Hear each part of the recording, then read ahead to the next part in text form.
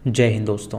कैसे हैं आप लोग। तो आज हम बात करने वाले हैं साल 2020 में आई एक मिस्ट्री थ्रिलर फिल्म अनागनगा ओ अतिथि के बारे में। दोस्तों इसकी कहानी बहुत ही अच्छी है जो कि आपको बेहद पसंद आएगी, तो आप इस वीडियो को अंत तक ज़रूर देखिएगा। फिल्म की स्टार्टिंग में हमें एक माँ और बेटी दिखाए जाते हैं जो कि मंदिर में पंडित जी के प्रवचन सुनने के लिए गई थी। उस लेडी का नाम होता है अन्नपूर्णा और उसकी बेटी का नाम होता है मलिका। और मलिका अब जवान हो गई थी और उसकी शादी की उम्र हो गई थी, लेकिन वो लोग इतने गरीब थे कि वो अपनी बेटी की शादी नहीं करवा पा रहे थे। पंडित जी अपने प्रवचन में बताते हैं कि डिज़ायर बहुत ही खतरनाक चीज़ होती है जिसको पाने के लिए इंसान किसी भी हद तक गिर सकता है। ये सुन के मलिका अपनी माँ से कहती है कि पंडित के डिज़ायर भी कुछ अच्छे नहीं लग रहे हैं। उसकी माँ उससे कहती है कि वो पंडित जी हैं और वो उनके बारे में बुरा कुछ भी ना कहे। उसके बाद वो दोनों अपने घर जाने के लिए निकल जाती हैं और मलिका अपनी माँ से कहती है कि वो उसकी शादी क्यों नहीं करा देती। अब उसकी उम्र बढ़ती जा रही है और इस उम्र में उसकी सहेलियों के दो दो बच्चे हो चुके हैं। जब वो दोनों घर में पहुंचती हैं तो देखती हैं कि मलिका का पिता दारू पी के बाहर लेटा हुआ है। तभी उनके पास एक फैमिली आती है जो कि अपनी प्रेग्नेंट बहू को लेकर आई थी और वो लोग उस लेडी की डिलीवरी कराने में उसकी मदद करते हैं। वो लेडी अन्नपूर्णा से कहती है कि उसे लगता है कि वो मर जाएगी, लेकिन वो उससे कहती है कि वो बच्चे और उसे दोनों को बचा कर रहेगी।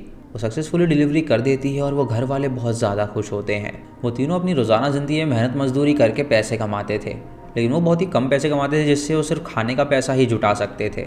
अगले दिन हम एक बांसुरी वाले को देखते हैं जो कि ब्लाइंड होता है और जब वो नदी किनारे से जा रहा होता है तो अचानक उसका पैर किसी के जूतों पर लग जाता है। वो उन जूतों को छूता है और उसके साइड में कुछ बैग्स भी पड़े हुए थे, जिसे छूकर वो समझ जाता है कि ज़रूर यहाँ पे कोई ना कोई आया है। वो आवाज़ लगाता है कि वहाँ पे कौन है, लेकिन कोई भी उसे आवाज़ नहीं देता, जिससे उसे लगता है कि शायद कोई नदी में कूद के मर गया है। तभी नदी के अंदर से एक बंदा निकलता है जो कि नदी में ही नहा रहा था और वो उससे कहता है कि वो बैग उसका है तो वो चिंता ना करे। बांसुरी वाला उससे पूछता है कि आखिर वो कौन है और यहाँ पर क्यों आया है। तो वो उसे बताता है कि वो इधर से उधर घूमता रहता है और उसे जहाँ कहीं तालाब या नदी मिलती है तो वो वहाँ पे नहा लेता है। उसने ज़रूरत से ज़्यादा कमा लिया है जिसकी वजह से वो अब घूमता ही रहता है और उसे भ्रमण करने में बहुत ज़्यादा मज़ा आता है। ये सुन के बांसुरी वाला उसे दुआ देता है और उसके बाद वहाँ से चला जाता है।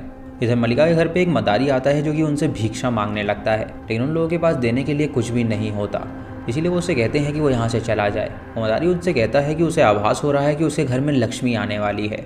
वो उनसे कहते हैं कि उनके घर से लक्ष्मी बहुत दिनों पहले ही जा चुकी है और अब उन्हें कोई भी उम्मीद नहीं लगती कि उनके घर में लक्ष्मी आएंगी। उस मदारी को वहाँ से भगा देते हैं जिससे उसे बहुत ही बुरा लगता है। और तभी हम उस स्ट्रेंजर को देखते हैं जो कि उनके घर के बाहर आता है। वो उनसे एक गिलास पानी मांगता है तो वो लोग उसे अंदर बुला के पानी पिलाते हैं। अन्नपूर्णा उससे पूछती है कि आखिर वो कौन है और यहाँ पर कैसे आना हुआ। तो वो उसे बताता है कि उसका नाम श्रीनिवास है और वो एक राइटर है जो कि किताब लिखता है और वो इधर उधर घूमता रहता है लोगों के कल्चर जानने के लिए। तभी वो उन्हें प्रसाद देता है तो वो प्रसाद लेने से इनकार कर देते हैं। तो वो उनसे कहता है कि प्रसाद मिल बांट के खाया जाता है, इसीलिए वो उसे एक्सेप्ट करें। तभी श्रीनिवास उनसे कहता है कि अभी कुछ देर में रात हो जाएगी और वो रात को बिल्कुल भी नहीं घूमता है। वो उनसे अनुमति मांगता है उनके घर में रहने के लिए, लेकिन अन्नपूर्णा उससे कहती है कि वो बहुत ही गरीब लोग हैं जो कि एक बंदे का भार और नहीं झेल सकते। ये सुन के वो उससे कहता है कि वो बाहर सो लेगा और बस थोड़ा सा खाना लेगा और उसे कुछ भी नहीं चाहिए। ये सुन के वो सभी राज़ी हो जाते हैं उसको घर में रखने के लिए। अगली सुबह श्रीनिवास उठता है तो वो सुबैया को देखता है जो कि उपले बना रहा था और सुबैया उससे पूछता है कि क्या उसे कुछ चाहिए। उसे कहता है कि उसे चाय पीने का मन कर रहा है, लेकिन अन्नपूर्णा उससे कहती है कि घर में चाय पत्ती खत्म हो गई है। ये सुन के श्रीनिवास अपनी जेब से पैसे निकालता है और सुबैया को देता है और उसे कहता है कि वो जाके चाय पत्ती ले आए। मलिका जब चाय बनाने के लिए गाय का दूध निकाल रही होती है तो श्रीनिवास वहाँ पर आकर पड़ी हुई एक छोटी सी साइकिल के साथ खेलने लगता है। तभी श्रीनिवास वहाँ पर एक डंबल देखता है और मलिका उससे कहती है कि वो शहर का है तो वो उस डंबल को नहीं उठा पाएगा, लेकिन वो उसे एक ही हाथ से उठाने लगता है, जिसे देखकर मलिका उस पर फिदा हो जाती है और मन ही मन उसके साथ इंटीमेट होने का सोचने लगती है। अब मलिका की इतनी उम्र हो गई थी और अभी तक उसकी शादी नहीं हुई थी, जिसकी वजह से वो अपनी जवानी को व्यर्थ नहीं जाने देना चाहती थी। सुबैया चाय पत्ती लेकर आता है और उनके घर में चाय बनती है और मलिका श्रीनिवास के पास जाती है उसे चाय का कप देने के लिए। वहाँ पे मलिका श्रीनिवास के साथ फ्लर्ट भी करती है, लेकिन श्रीनिवास ये सुन के हैरान हो जाता है और उसे इग्नोर करता है। तभी वहाँ पे एक बंदा आता है जो कि श्रीनिवास को बहुत ही भला बुरा कहने लगता है, क्योंकि वो उनका मालिक था और वो उसके खेत में ही काम किया करते थे। उनके ऊपर उसका बहुत ज़्यादा कर्जा था, जिसकी वजह से वो बंदा चाहता था कि वो उसकी बेटी को उसके पास भेज दे, लेकिन वो लोग ये कॉम्प्रोमाइज़ करने के लिए बिल्कुल भी तैयार नहीं थे। श्रीनिवास जब ये सुनता है तो उसे बहुत ज़्यादा बुरा लगता है कि वो बंदा उनके घर पे आके अपने पैसों के रौब दिखा रहा था और उनके सामने ही मलिका को अपने साथ ले जाने की बातें कर रहा था। तभी मलिका वहाँ पर आती है जो कि उसे हड़का देती है, जिससे उसे बहुत ही गुस्सा आता है और वो तुरंत वहाँ से चला जाता है। उसके जाने के बाद श्रीनिवास उनके पास आता है और उनसे पूछता है कि आखिर वो आदमी ऐसा क्यों कह रहा था। तो वो उसे बताते हैं कि दरअसल जिस खेत के बारे में वो बात कर रहा है वो एक ज़माने में उन्हीं का हुआ करता था, लेकिन अचानक से उनके घर में गरीबी आ गई और उनके सारे पैसे उड़ गए, जिसकी वजह से उन्हें वो खेत गिरवी रखना पड़ा। और वो लोग आज उसी खेत में काम करते हैं जो कि उनका है और उसके उन्हें उनका मालिक पैसे देता है।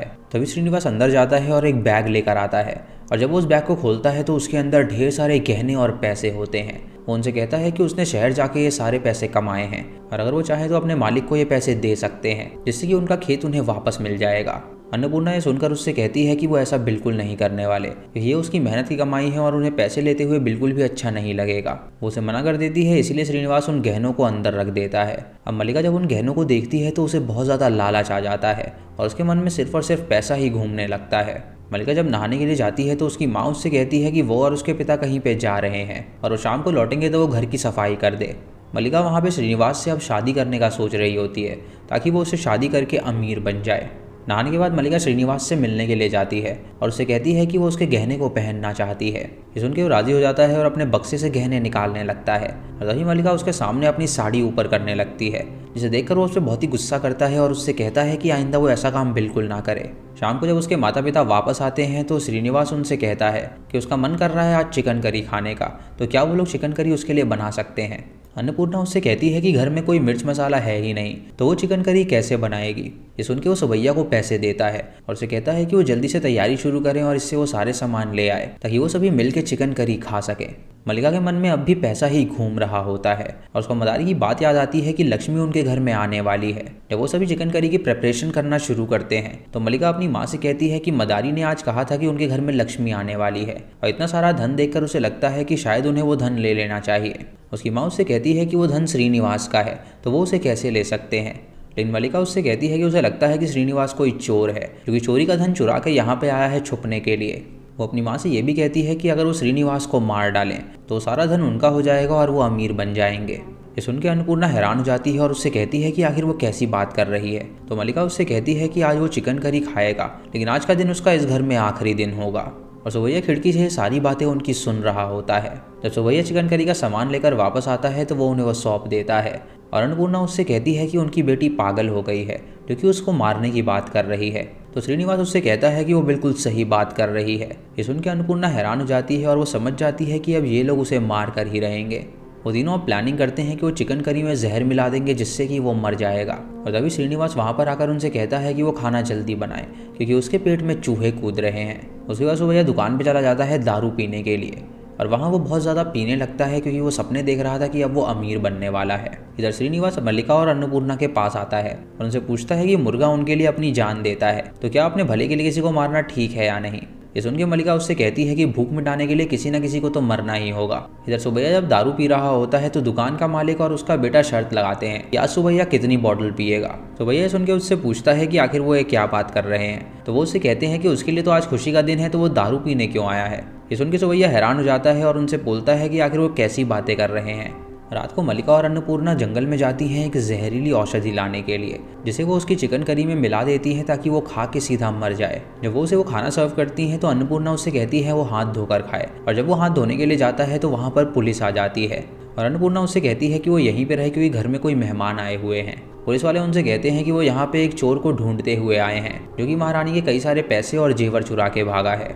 ये सुनकर अन्नपूर्णा उससे कहती है कि यहाँ तो कोई भी नहीं आया। तभी उन्हें चिकन करी की स्मेल आती है और वो अन्नपूर्णा से कहते हैं कि उन्हें वो खाना खिला दे। वो दोनों अंदर बैठते हैं और अन्नपूर्णा उनसे वो थाली छीन लेती है जिसमें वो खाने वाले थे कि ये उस चिकन करी में उसने जहर मिलाया हुआ था। वो उन्हें नई थाली देती है और उसमें खाना खिलाती है और उस जहर वाले चिकन करी को कुत्ता खा लेता है जिससे उसकी मौत हो जाती है। और पुलिस वाले उनका शुक्रिया अदा करते हैं और वहाँ से चले जाते हैं और फिर अन्नपूर्णा श्रीनिवास को खाना खिलाती है और खाना खाकर वो बहुत ज़्यादा खुश हो जाता है। और मल्लिका देखती है कि उसकी माँ ने उसके खाने में जहर नहीं मिलाया था। मल्लिका उससे पूछती है कि आखिर उसने ऐसा क्यों किया। तो वो उससे कहती है कि उनका कुत्ता मर गया है जिसकी वजह से वो बहुत ज़्यादा डर गई थी और वो किसी मरे हुए इंसान को अपने घर में नहीं देखना चाहती। इधर सुबैया जब दारू पी रहा होता है तो उसके पास वेटर आता है जो कि उससे कहता है कि उसके घर में एक बंदा आया है ना। तो सुबैया उससे पूछता है कि उसे उसके बारे में कैसे पता। वो वेटर उसे बताता है कि आज सुबह ही वो आदमी यहाँ पर आया था और उसने दुकान के मालिक से ये कहा था कि वो उसका बेटा है और कई सालों बाद वो गांव वापस आया है अपने माता पिता और बहन से मिलने के लिए। ये सुन के सुबैया हैरान हो जाता है और याद करता है कि वो उसका बेटा मल्ली है जो कि बचपन में उनका घर छोड़कर भाग गया था। वो तुरंत साइकिल उठाता है और वहाँ से घर जाने लगता है लेकिन उसने दारू पी होती है जिसकी वजह से वो साइकिल नहीं चला पाता। इधर मल्लिका देखती है कि श्रीनिवास सो रहा है तो वो एक चाकू उठा लेती है और वो तुरंत जाकर उसका गला काट देती है जिससे श्रीनिवास की मौत हो जाती है। तभी अन्नपूर्णा जोर से चिल्लाती है और उसके चिल्लाने की आवाज़ वो ब्लाइंड बंदा सुन लेता है। जब वो उनके दरवाजे पे आता है तो वो आवाज़ लगाता है, लेकिन कोई भी उसे जवाब नहीं देता। और तभी अचानक उसके पैर के नीचे वो जूता आ जाता है जो कि श्रीनिवास का था। और जब वो उस जूतों को छूता है तो समझ जाता है कि ये वही बंदा है जो कि उसे नदी किनारे मिला था। ये देखकर वो घबरा जाता है और तुरंत दारू की दुकान पर जाने लगता है ताकि वो सुबैया से मिल सके। इधर सुबैया जब अपने घर पहुंचता है तो वो देखता है कि श्रीनिवास मर चुका है और वो उन सबको बताता है कि ये कोई और नहीं बल्कि उनका मल्ली है, जो कि उन्हें बिना बताए यहाँ पर आया था ढेर सारे पैसे कमाकर। ये जान के अन्नपूर्णा और मल्लिका बहुत ज़्यादा रोने लगते हैं क्योंकि उन्होंने अपने ही खून का कत्ल कर दिया था। जब वो उसकी डायरी देखते हैं तो उसके अंदर कई सारी बचपन की यादों की फ़ोटोज़ थी, जिसे देखकर उन्हें पता चलता है कि वो सच में उनका ही बेटा था। तभी अन्नपूर्णा वो जहर वाली चिकन करी लाती है और वो सभी मिलकर उसे खा लेते हैं। और उसके बाद सुबैया आग लगा देता है, जिससे उनका घर जल जाता है और उन सब की मौत हो जाती है। उन्होंने ऐसा इसीलिए किया क्योंकि उन्हें रियलाइज़ हो गया था कि उन्होंने अपने ही खून को मार डाला है और पैसे के लालच में ये सब करना बहुत ही ज़्यादा पाप है। वो ब्लाइंड मैन जब दुकान पे पहुंचता है तो वो उसके मालिक और वेटर को सारी बात बताता है और वो सभी वहाँ पे जाते हैं और घर को जलता हुआ देखकर समझ जाते हैं कि सभी लोग मारे गए हैं। फिर हमें श्रीनिवास की डायरी के पन्ने दिखाए जाते हैं जिसमें उसने लिखा था कि वो अपने माता पिता और बहन के लिए स्ट्रेंजर ही रहना चाहता है और वो यहाँ इसीलिए आया है ताकि वो उनके दुख को हर सके। उनको सारे पैसे दे देगा और उसके बाद वो वहाँ से निकलने वाला है और उसकी बहन उसे कभी भी उस नज़र से बिल्कुल ना देखे। लेकिन उन लोगों ने उसे मार डाला था और ख़ुद को भी मार दिया था। इसी के साथ ये मूवी यहीं पे ख़त्म हो जाती है। तो दोस्तों ये थी इस फिल्म की कहानी। आपको इसकी कहानी कैसी लगी आप हमें कमेंट सेक्शन में ज़रूर बताइएगा। चैनल पे नए हैं तो इसे सब्सक्राइब करें और बेल आइकॉन दबाएं नोटिफिकेशंस के लिए। और दोस्तों वीडियो को लाइक और शेयर करना बिल्कुल मत भूलिएगा। तो मैं मिलता हूँ आपको अगली वीडियो में, तब तक के लिए जय हिंद।